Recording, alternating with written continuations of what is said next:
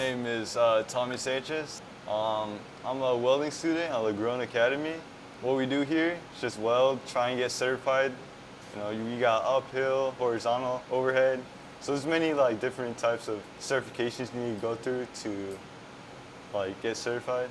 We start at like 8:20, and then we just weld straight till around 10:30-ish.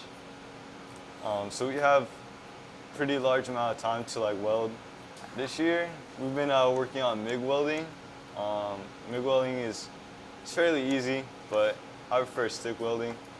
MIG welding is just like wire, and it's fairly easy, but that's what we've been working on. And Mr. Tathlete's pretty strict about MIG welding because it's fairly easy.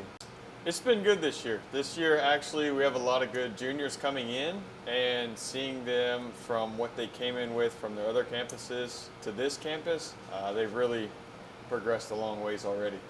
He's strict, but I feel like him being strict allows me to like get better at my skills and like push me further. Yeah, I like Mr. Athlete. He's pretty cool. You got basic skills like when you go out into the world, you could like weld your own like projects. I know welding, you could get a lot of like high-paying jobs from welding.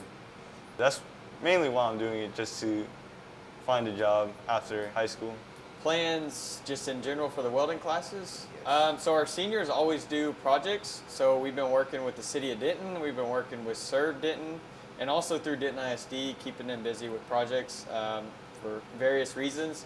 And then with our juniors, we're strictly focused on more certifications and just getting their knowledge about welding farther along. So next year as seniors, they can do projects for the community.